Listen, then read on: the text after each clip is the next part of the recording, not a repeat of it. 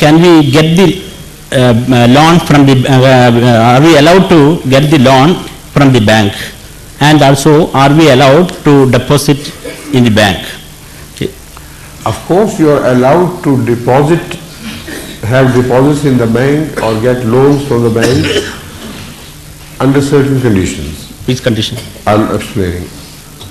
In the Islam's time, this question was posed to him. He said, when a system, financial system is wrong, the economic system in operation, an individual is left with sometimes with no choice. If he totally abstains from participating in that system, then it will be tantamount to committing a suicide, economic suicide. So, for instance, all those who trade with other countries, they are bound to go through the channel of banks, or LCs are opened within the country because of the lack of trust. So there they have to pay some interest in the money they borrow or in the services they get from the bank.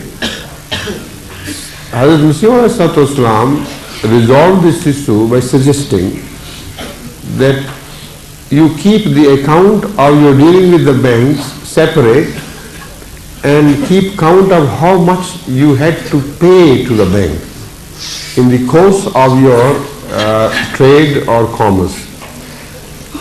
And whenever you deposit some money, the money you get as interest from the bank, to the extent that it nullifies the interest you pay to the bank, is all right for you. It should be counted against the interest you paid until it becomes zero. After that, whatever extra you earn from the bank is forbidden on you to be spent on your own person. That should be sent to the markaz so that they can spend it in the cause of Allah, and that is all right. All right? Okay. Then Third question. Third question. Yes.